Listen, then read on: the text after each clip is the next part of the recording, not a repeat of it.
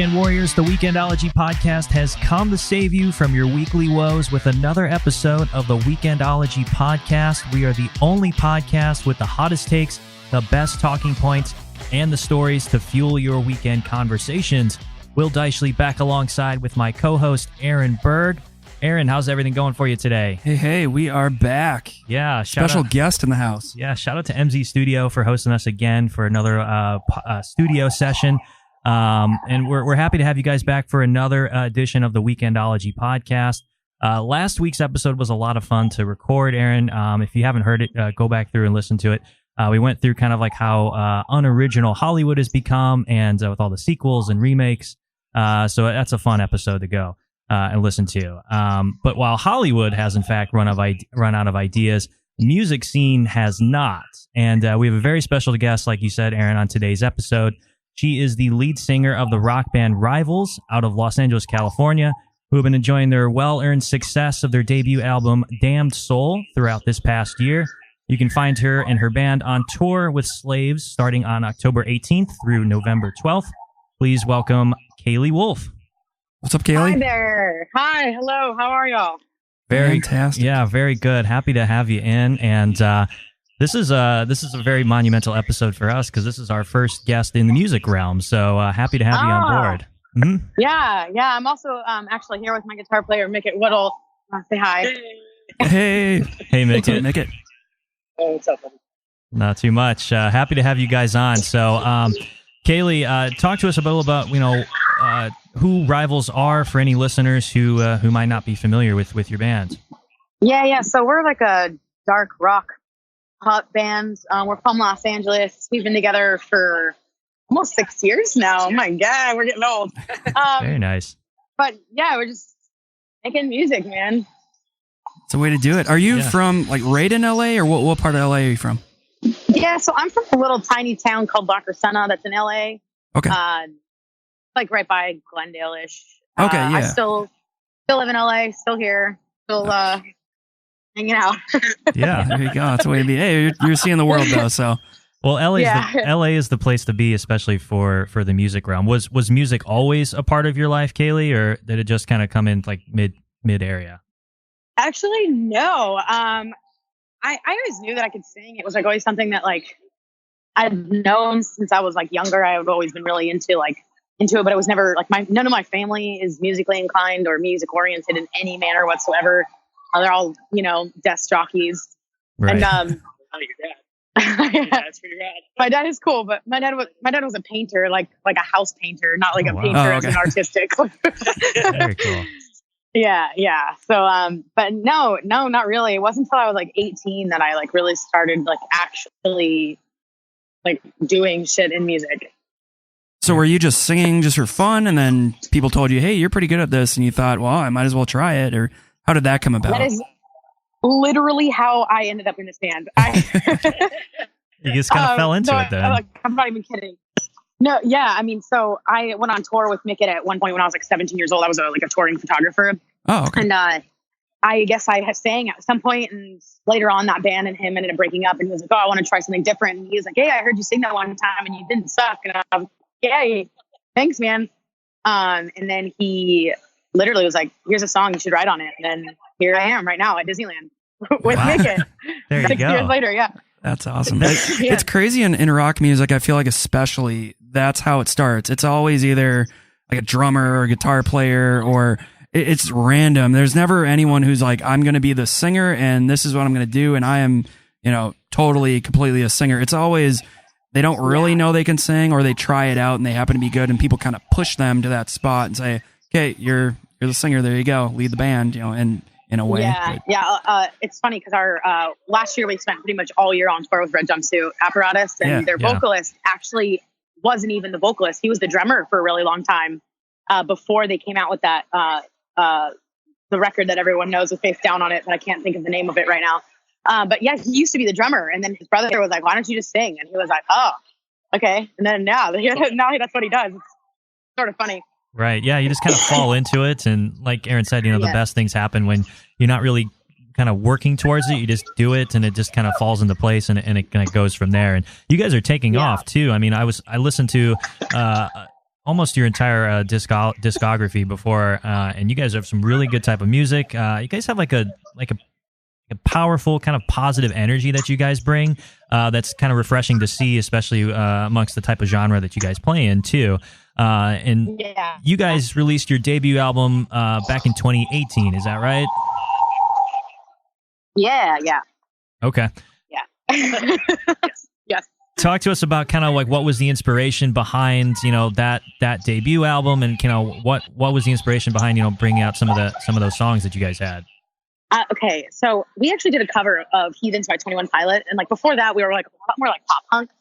And when we did that cover, it like kind of like really opened our eyes to like what we were, if that makes sense, like what our sound was. And it kind of like in the weirdest way, our entire sound kind of like branched off from that one cover, and that's like kind of really where it went. We just kind of started following that and adding more electronics and getting, more and more. And I don't even know how to describe it. Just, do you know the band Our Last Night? I do, of course I do. Yeah, it's crazy that now you can do that. You can just start singing covers and you can kind of make them your own style. But I feel like they did that same thing. And I mean, you start playing, but you put your own spin on it, and then people really take notice. So that's cool. That's an awesome way to start. Yeah. You made that song way better, by the way. I would much rather listen to your version than the real one. It's so much better. I think my favorite part about that song is Mick and I literally wrote, recorded, and had the whole thing mixed in under 24 hours. Wow. That's got to be record time then, because I'm sure it was pretty funny. So do you write all of your own songs then? Do you go in and say, okay, I'm going to write it and produce it, or do you guys have a collaborative effort for that? So Damn Soul, we worked with Aaron Edwards and John Espy for a majority of it, and then obviously Mick and I. Pretty much, it's always been Mick and I, and then producers for the most part. So this newer record we're working on, we've worked with a bunch of different people. I'm really weird about like trying to create different things with different people and seeing where they come. So like a lot of the songs have different writers, like completely different writers, right? Which is like been really cool. So it's always Mick and I as like the staple, and then we always have like somebody else's opinion on the outside of our band to kind of just like give it more depth. That makes sense. Yeah, it does. I think when you guys have been around for a little while now, and you guys have had that spotlight going on for you, but it's good to see kind of a collaborative effort, because some of the other, I have a couple buddies who are in a band as well, and they're starting to get bigger and bigger, and only the one guy writes all the music, and it's good to see it's refreshing that you guys have a collaborative effort, or people take turns, or it's kind of a Yeah. I mean, every band works differently. Some bands don't write any of their shit. Some bands have one person who writes everything. Some bands, everybody writes. And then, there's other, like a lot, like a majority of bands always work with producers and other people to kind of like help, kind of like make the ideas, like, cause like you'll spit out an idea and they'll be like, yeah, that's good. But like, why don't we try something better? And it kind of gives it like kind of gives you somebody else there to be like, hey, like that idea is cool, but I think we can do something cooler. Right. Because you sometimes get so clouded by your own ideas, and like sometimes like you're like, yeah, these are great, but like in reality they're like not that great. It's like a podcast. Pretty much, yeah. Yeah. No, that's awesome. So I want to take this. The theme of this podcast is change. Every episode we'll take a theme of from entertainment or sports or just life in general, and something either we want to change or something that is changing in the world.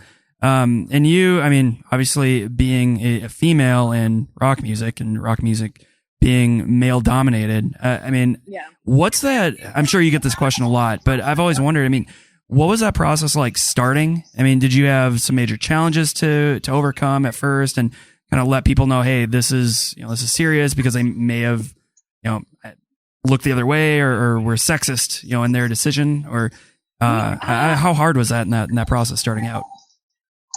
It's so funny because I don't think people really no one obviously intentionally means to be a sexist when it comes to a lot of things, but it definitely happens a fucking lot. Yeah. It's like people don't even notice that they're doing it sometimes. Like sometimes we get looked past because I don't even want to say it's kind of hard to explain. It's Do you have any instances? Everybody gets a wristband, but your merch girl's really good. Oh yeah, God, the amount of times I've been called a merch girl, or Really? the amount of times that I have gone. Okay, I'd be like walking with my band into a venue, and they'll just let everybody walk in, and then they'll stop me and be like, "We need to see where's your credentials." And I'm like, "Are you fucking kidding me? Where's your ticket? Where's your ticket?" That's And I'm so- like, oh "Are my you?" Gosh. That's so fucking kidding me? crappy because I feel like there's still a little bit of a stigma, obviously, for women in being a lead singer of a band, and especially as you guys as popular as you are now. I mean, general. yeah, just in general too. Or they want to pigenhole you, or they're like, oh, Yeah. you're gonna be a pop star. Oh my God. Yeah, I don't have any problems with doing like female tours, but it's for some reason, I don't know why they do it, but they're like, we're going to do this tour and it's going to be all women and it's going to be so crazy. And it's like, okay, you're not original in your idea. We get it. There's girls have vaginas and they play music. Like, who cares? Like, That's how I found you guys, though. Actually, it was more recently. It was on the New Year's Day tour. I saw you guys, I love them. and yeah, no, they're awesome. I actually I was on Ash's bus after the show, so she was nice. she's great. But no, She's great. I love her. I feel the same way though, where it's I'm a big fan of I Set to Kill as well. Every tour, it's always let's put them with any other female fronted band, and I mean, it's a cool concept, but it becomes pigeonholed, and then you're limiting the artists. Too. Yeah, it's like how they market it. Like, oh, it's female fronted tour, and I was like, okay, well, our last night, I See Stars, Bring Me Horizon, obviously Happy Together, all just went on a tour, and you don't go, oh my God, it's a male fronted tour. Right. You know, like, what the fuck? Like, it's so stupid. Well, and they could be Like, limiting you guys by doing that because, I mean, look, you played with Red Jumpsuit Apparatus. I mean, if they kept that mindset, you'd miss out on those opportunities. So. Yeah, totally. And that's like, I just don't. Like, we get thrown a lot of those tours of like, it's like, oh, we're going to do this whole female thing. And it's like, don't get me wrong. Like, I'm super down. I'm always down. Like, I'm girl power, but at a certain point, it's like, why don't we just mix it up? Why does it have to be all females or all males? Like, why can't we just, like, the freaking New Year's Day tour was perfect because it was us New Year's Day and then we had Savage After Midnight and they don't have a freaking chick in their band. And it was just like the perfect balance. It's just like, who cares? Like, why do we all have to have vaginas in order to be on the tour? Yeah. At some point, you want to get to an area where it's not, doesn't matter if you're a girl or a guy, you just play some kick-ass music and just put on a great show. And that should be good enough for anybody else too. I mean, I don't really care if who it is up there singing, as long as they got some good music and I know I'm vibing to it, then I'm going to go and spend my money or, go and put some cash down and go and see them. So it really doesn't matter in the long run. I think hold on, before we go, I think another really good one is whenever we're like setting up all of our stuff, the sound guy always looks at me like I have, like, not only am I a female, but I'm also a female vocalist, and vocalists are known to not know shit about anything. But I actually know quite a lot about my gear and how my shit works. So I'm also the double entendre of like them being like, well, you're also a female and you're the singer. So we're just going to assume you know literally nothing. And they look at me and they're like, see this little pluggy thing? It goes in here. And I'm like, do you mean the XLR? Yes, I know what this fucking is. You're not naive. But that was just another one. You've been in the industry for quite a while now, so you've gotten around and you know exactly what you're doing here. I want to kind of talk about what your kind of style of music is, kind of what your lyrics kind of promote, as well as listening to a lot of it. And it's a lot of kind of like establishing more of like a safe space for listeners and kind of open up about themselves, but also you're kind of obviously vocalizing your own struggles and fears and anything that you want through your own lyrics. What's been kind of some of the inspiration behind that kind of personal branding or style? I'm going to be honest, there wasn't really any like intention. Like, what I write about is like what I'm feeling in that moment. And like, I am an extremely hopeful person, but I'm also extremely sad a lot. So it's like, it's honestly, when we were writing the record, I didn't have like an intention in mind. I was writing about what I was feeling at that moment. Right. And it wasn't really till later till I realized that like what I wrote was like so impactful towards so many other people, and so many other people felt the exact same way as I did. And it kind of like really opened up to this like whole other thing where it's like even though the songs are sad, like there's always this like hopeful undertone in all of our, in everything. It's just because it's just who I am. Yeah. Yeah. That's good too, especially in a world that's so kind of dominated by a lot of negativity, or there's still kind of that like emo goth type of style in a lot of the lyrics and everything, a lot of negativity and depression and so on and so forth. So it's good to have that kind of refreshing take on some of the lyrics in the genre as well. Well, and I think it's good too because that way you're writing your stuff and how, like you said, how you're feeling, instead of saying we're dark punk or whatever you want to call it. I think subgenres are stupid. They're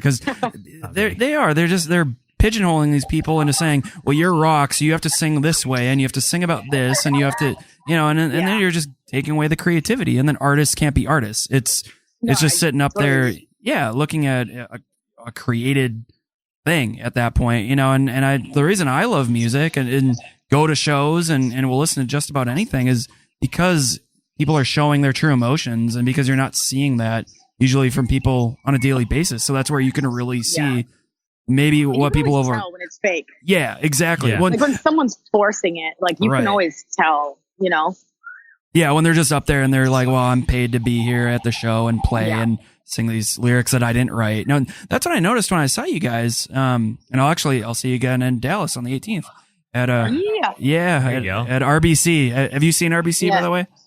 I have. We played there with Red Jumpsuit. Oh, okay. I love it. It's like a house show.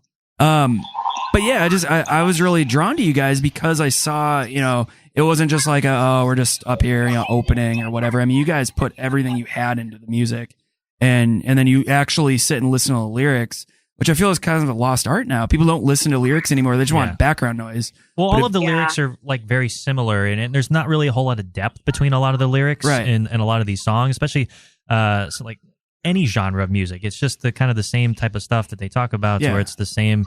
Because they're trying to fit in that pigeonholed box. It's just, this is pop. Oh, this is country. I'm so tired of love songs. Of what songs? Oh, hello. Sorry. I'm so tired of love songs. Oh, yeah. It's the easiest thing to talk about, and I guess that's the easiest thing to express your emotions. And I feel like as a woman in rock, you're kind of expected, and like you said, maybe unintentionally, but I feel like people expect, oh, well, you're going to write love songs. That's what you're going to, how are you going to write? It was funny.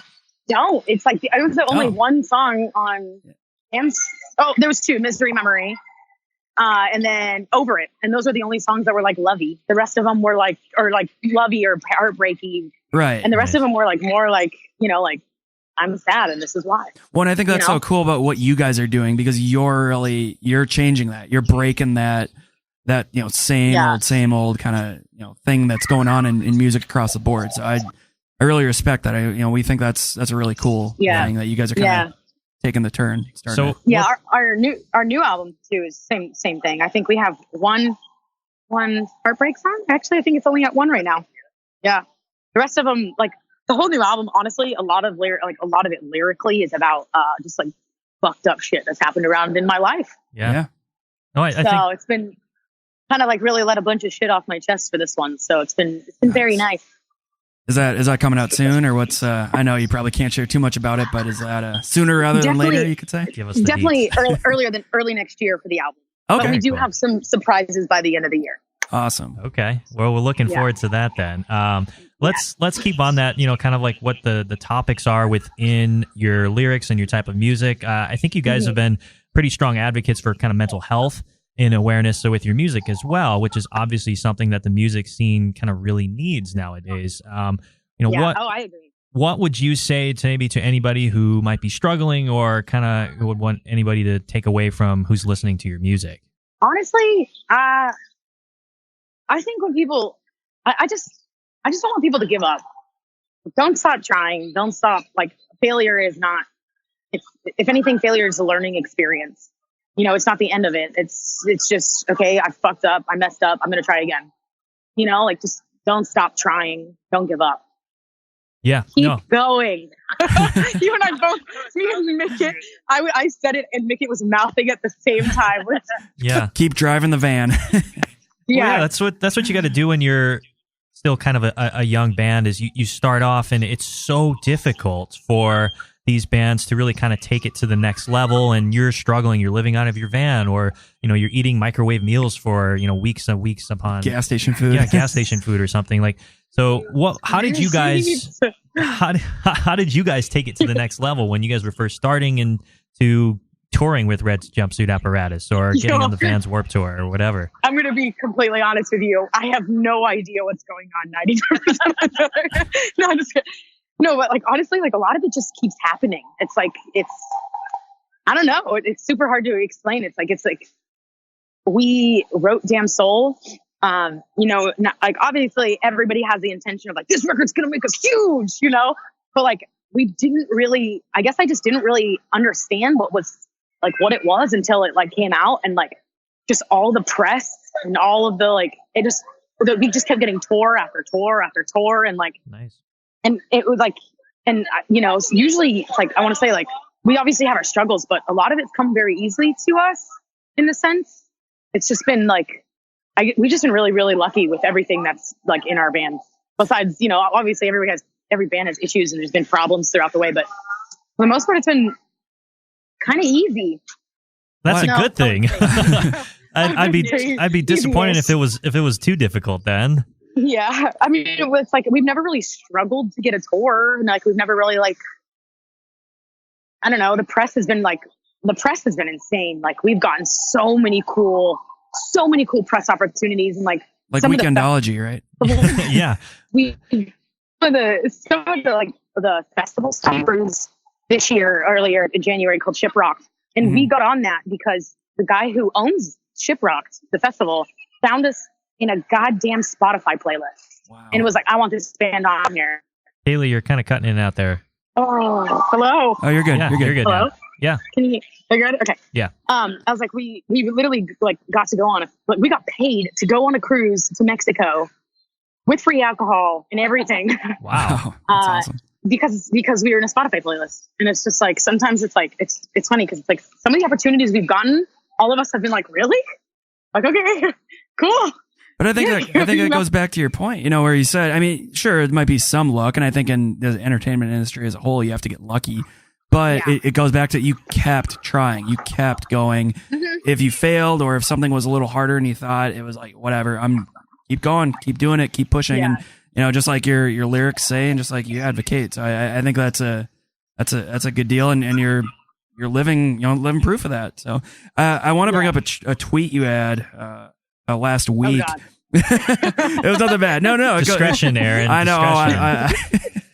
She's got actually. There's no discretion. You have podcast, one of the best Twitter handles, I have to say. Like it's awesome. You gotta check her out on Twitter. But when you talked about 3 years ago, your van transmission exploded in Lexington, Virginia. Yeah. That when I read, I mean, I'm not in a band or anything, but that was so inspiring just in general. I mean, that was so cool that you guys.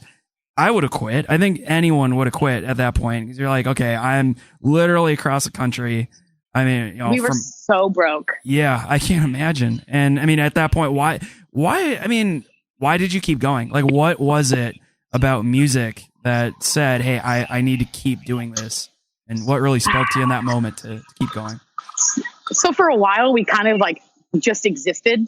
Uh-huh. And then I actually met John Espy in one of the weirdest and worst moments of my life. And he was like, hey, we should write. And I was like, okay, whatever, sure, I guess. Like, you know, like I was just like, okay, cool. And then like we went over there, and like, I think the first song we like really worked on was Over It. And then, I don't know the order. I don't remember the order, but we just kept writing and writing and writing and writing. And then like, it just kept getting better and better and better in every song. And it was just kind of like, I don't know. I don't even remember the question. I love that, because I can tell the passion that oozes from your voice, Kalie, and everything that you kind of answered for us has just been just exuding more confidence and excitement, just even talking about it, you know, with us or with anybody. Yeah. I love talking about sorry, I almost just totally ate shit. It's making fun of me. I love talking about it because it's just like when I like really look back at it, it just makes me realize like how freaking far we have come from that moment of being trapped in Lexington, Virginia, and like the battles that we've fought so hard in the last 4 years since then. 3 years. 3 years. Well, that's pretty quick. I mean, 3 years is, you know, that's actually pretty quick in the grand scheme of things. Some people are doing it for like 20 years, and 0 to 60 in real, 3 years. Yeah, sometimes the darkest moments create the most light. You know, all it takes is a crack. Yeah. No, that's in a wall. I'm always in a inspired. room. I'm always inspired when you're like at a show and you see the like 40-year-old dudes up there like playing the music. But hey, you're like, hey, you never know. Maybe someone will hear them and they love music and they love what they're doing. Dude, so. there's so many bands out there and artists out there that didn't make it till they're like 30s or 40s. So I have no judgment. Well, that's why I think you guys are going to go really far, because you're one full album down. You have an EP, and now you have your second album come out, which everyone knows is the biggest album. You got to make the biggest statement with the second one. But I mean, I know you've heard Don't that. put any extra pressure on her, Aaron. Get that sophomore slump and everything. So with the kind of the explosion that you guys have had, and kind of stepping into more of like a mainstream type of band within the genre. A lot of people say there's so many similar styles, and people say that rock has no flavor anymore. How do you guys go apart and guys setting yourselves apart from being in such a saturated market like LA or kind of the genre that you're in? Mike, you want to answer this one? Yeah, get Make It on there. Yeah. Yeah. Can you guys hear me? Yeah. Wait, can you hear him? Not very well. Not very well, no. Oh, wait, okay, go ahead. Can you hear me now? Yeah, that's perfect. Much better. Hey, okay. We're both wearing my AirPods. So. Oh, okay. Nice. I can hear the whole thing. I just wasn't able to talk about it. So I feel like for this one, so three of the members, myself, my drummer, and my bass player, like we all came from, like heavier metal. And then Kalie kind of came from pop. So when it comes to like trying to add a new flavor, like we're just trying to see what the middle version of all that is. Yeah, literally. Like it's something that like none of us have tried for, because we've never tried to play pop. She's never tried to play metal. So let's see what happens. Yeah, how do you find the middle ground between pop and Josh's our drummer Josh listens to like Nordic black metal. Like that's a very specific type. I will literally wake up in the middle of the night to like the weirdest fucking music from him driving, and I'm like, Josh, what the fuck are you listening to? Not that I have any judgment on anybody close to whatever they want to, but it's just But the question was, how do we make ourselves stand out? Honestly, in LA, we don't even really fucking play here. I'm being completely honest with you. Like we realized really quick that in order to make yourself known in LA is a lot of effort for literally almost no reason, because everybody in LA doesn't care about you until you're already big. Sure, yeah. So we kind of just were like, fuck this. And we left and we started touring. And then we got trapped in Lexington, Virginia. There you go. I think that's why you got to do it, though. You got to be able to mesh some different types of styles and experiment with some things here and there and take risks, too. I think a lot of bands are so, I guess, comforting or, stay in that comfort zone of, okay, I'm going to stick with this type of genre and not do anything else. And they don't really do any type of risky behavior or type of experiment with their music. People get bored, too. Yeah. They're just like, yep, I know what to expect. And then they fall into the same category of, okay, it sounds very similar to pretty much everything else out there. So from what I've listened to you guys, you guys are taking those risks and you're not afraid to do some new type of stuff, which is refreshing. Well, it's a little bit of everything too. I feel like, that's, again, going back to, I don't like using genres because I feel like you guys, your rock music, and that's why I always like saying just rock music, because that could be just about anything. But if you're combining all those different types of styles, I mean, you're essentially, you're creating your own genre at that point. So that's really cool. Do you guys fight a lot about what style you want to make the song, or like those kind of conversations, or we want to make this heavy, or we want to make this, a little lighter? I mean, is that a point of contention? It's mainly just Mick and I. Just you two back and forth. Yeah. I mean, it just depends. I mean, honestly, we both come to a writing session kind of just like with our arms wide open. Okay. No, sorry, that I just made a creep joke. Well, I feel like you have to do that though. You kind of have to go into it with an open mind of saying, okay, we're not limiting ourselves in any way. Let's have a general direction, but let's see where it goes. Honest, we reference pop a lot, but then like we have Mick It, who's like really good at making things heavier. So it's like we'll take like a generalized like pop electronic song, and then he'll just be like, dance game. What's your favorite? More leaning towards the pop side or the metal side, Kalie? Me? Yeah. Oh yeah, you said my name. You are Kalie, aren't you? Kind of like Mick It, same thing. I don't know. I just always feel like whenever we're writing something and like it doesn't have guitars in it, it feels wrong.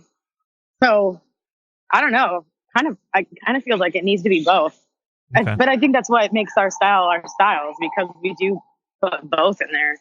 So do you think, because I think a lot of rock music is putting more pop elements in there, a lot of synths, kind of EDM elements a lot nowadays. Is rock music going to come back to the mainstream because it's, putting elements of mainstream in there? Because it's interesting because rap music is kind of doing, they're taking a page out of rock. You have like emo rap, as they call it now. Yeah. The kids are calling it nowadays.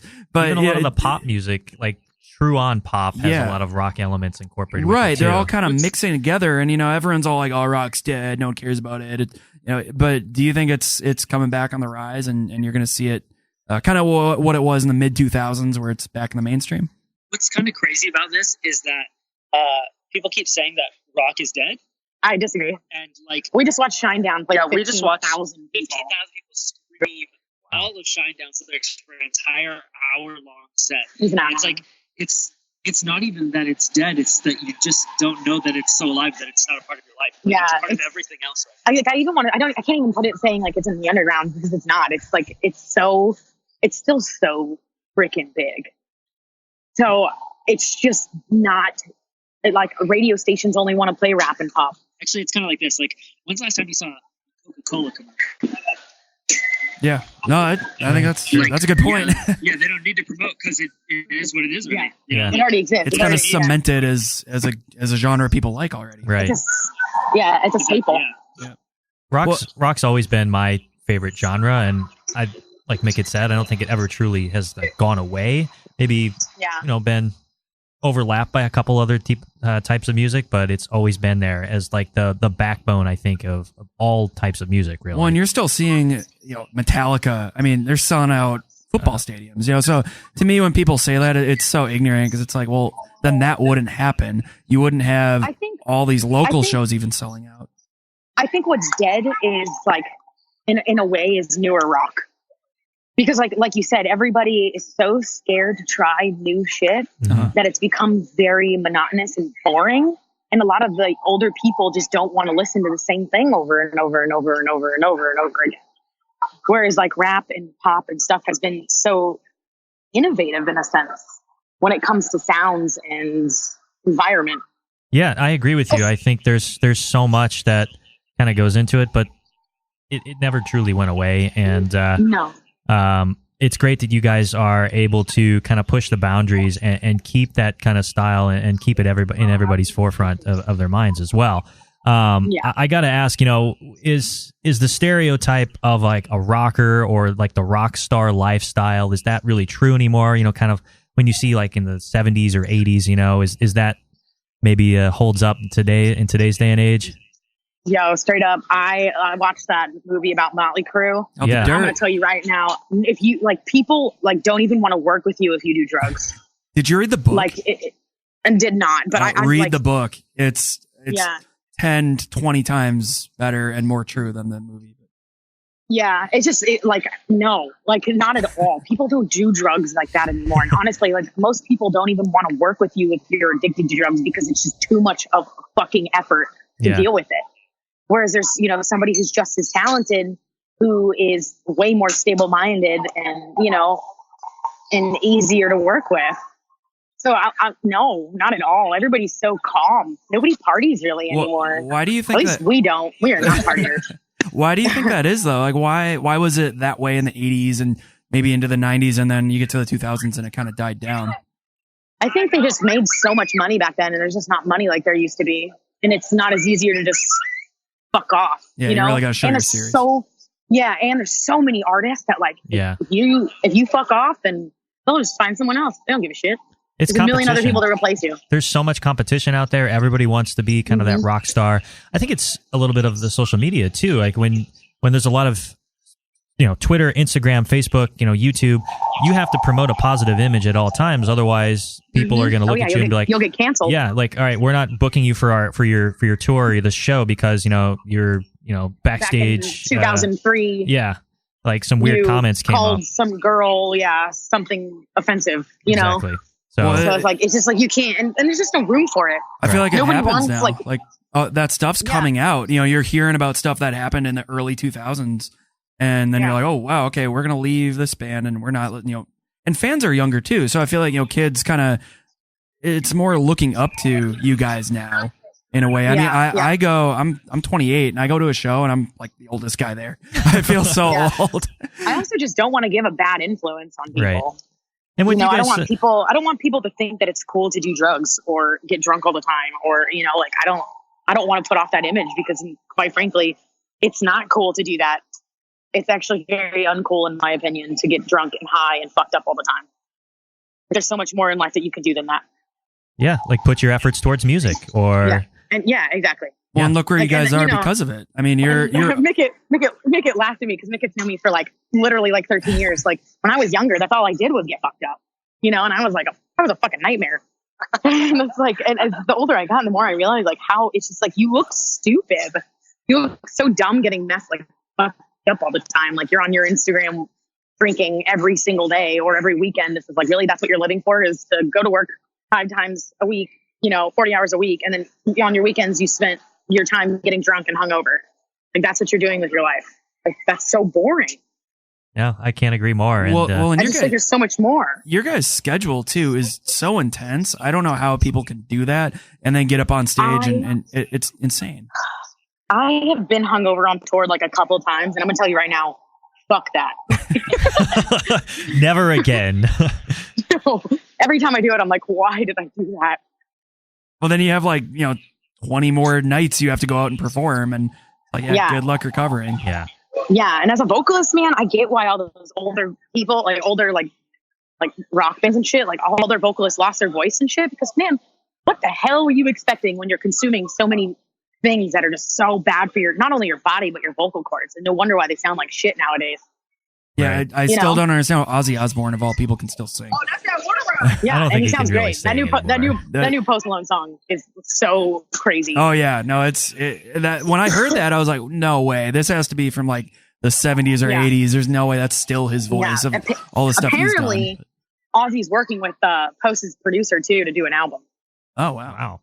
I'm not even upset about that either. I feel like it's going to be so sick. I'll pay to listen to that. He's the outlier though. No one can live that lifestyle and still do what he does at 70 or whatever. However old he is. Old as sin. He's literally, he is as old as sin. He was alive when sin was the hot thing. Oh my gosh. So Kalie, tell us, what kind of new upcoming stuff do you have planned for the rest of 2019? Can you give us any hints or spoilers as to what we can expect from you guys? I can say that we will have new music by the end of the year out. Perfect. That's good to hear. And it's already October, so. Gosh, I can't believe it's October already. So that's in 2 months then. Let's get it going here. Yeah. When you got the tour coming up too. Yeah, we do. We have a tour coming with our good friends and slaves. Actually, we've been one of the people that we wrote some songs with on our new album was Matt. He's their new vocalist. He's a freaking saint. I love him. He's honestly so kind and so I don't know, just a good person. So we're really stoked to be doing some dates with them. Awesome. Where can we follow you too on social media, and where can we check you guys out in general? All of our tags are at We Are RVLS. We Are Rivals, and then without Rivals without the vowels. Perfect. Yeah, we'll link you down in the description below. Thank you. Kalie, it's been a joy having you guys on. Mickett, thanks so much. Check out Rivals. They're releasing a lot of great new stuff, pushing boundaries in music as well. So thank you guys so much for coming on here for the Weekendology podcast. You can check, no problem. You can check Weekendology out on Twitter at Weekendology Pod. We're up on YouTube, iTunes, and Spotify. Just check out and search Weekendology Podcast. You can check me out at my Twitter handle below. Aaron, where can they find you at? You can find me on Twitter at Aaron Levi Berg, AARON LEVIBURG. Absolutely. Well, thanks, everybody. Appreciate you listening to another episode of the Weekendology Podcast. We'll be back again next week.